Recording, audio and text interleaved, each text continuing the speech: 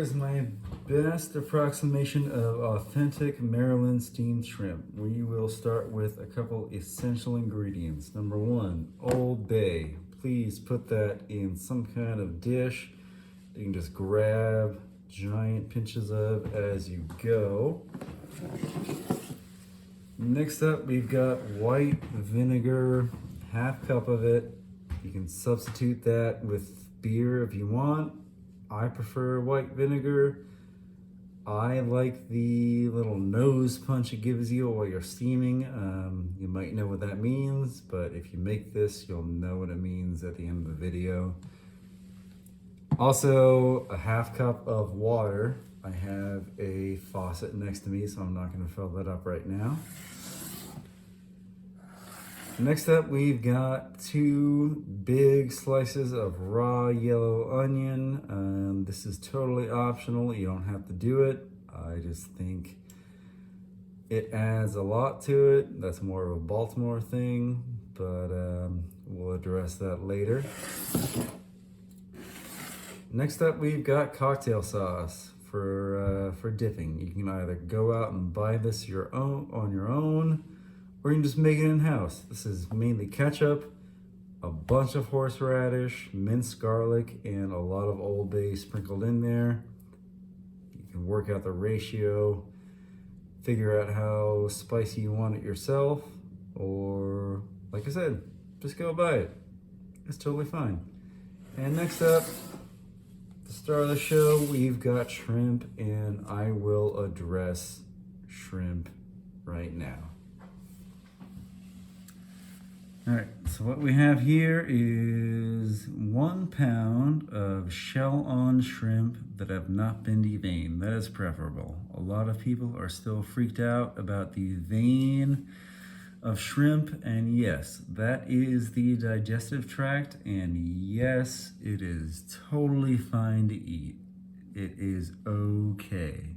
The deal here is when you have shrimp, that shell acts as a protective barrier against heat. When you're steaming a shrimp like this, it'll keep the meat of the shrimp firm and juicy. If you have a deveined shrimp, it'll split open a little bit. That's totally fine as long as it has the shell. Don't ever steam a shrimp without the shell. It's gonna butterfly like crazy and you run the risk of really overcooking it. So shell on, no matter what, deveined or not, you're good to go. All right, next up we have our half cup of water, half cup of vinegar in a shallow pot. You have a steamer, great. I'm just using a run-of-the-mill colander. As long as we're not boiling these, we are steaming these. As long as your liquid doesn't touch the bottom of your colander, you're good. We got a little bit of onions, and we're throwing on a good layer of Old Bay.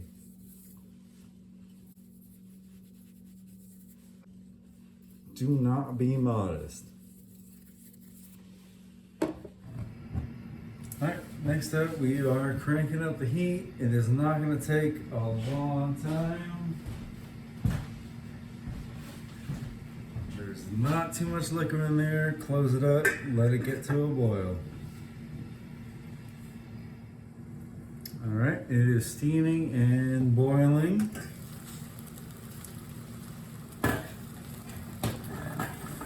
Next thing we're gonna do is lay our shrimp in as uniformly as possible, one big layer.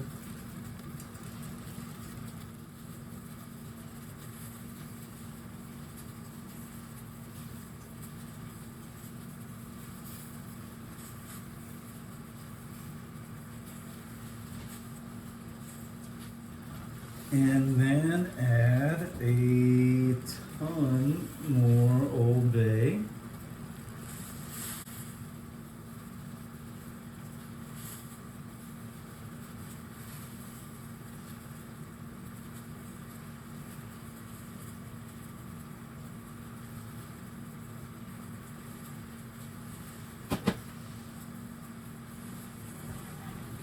So everything is coated. We are gonna shut this up and we're gonna steam these. Really high heat. We're gonna let this go for a good 6 to 8 minutes. Let's just say a hard 7. And check on them when that's done. All right, and it's been about 7 minutes. Every once in a while, I have pressed down on the lid just to keep it as airtight as possible. And this is what I'm talking about. When you open it up, you should get a vinegar punch right in the nose. That is good. So they're looking good. I'm gonna kill the heat. Put the lid back on. These are ready to go, but like if you just want to slide them off the heat, let them sit for a minute or two, finish your beer, which is what I'm gonna do. That is okay.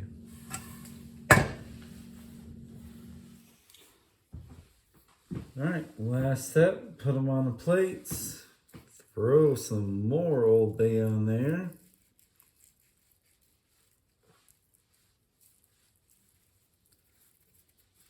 And you're good to go. All right, thing about the onions is, yeah, it's not necessary, but it's great. And the other thing I will say, I shouldn't have to, but I've seen it happen in restaurants in Maryland. Peel the shrimp before you eat them. I've seen it happen. And you don't have to do it if you're sodium conscious, but dip it in your Old Bay, dip it in your cocktail sauce.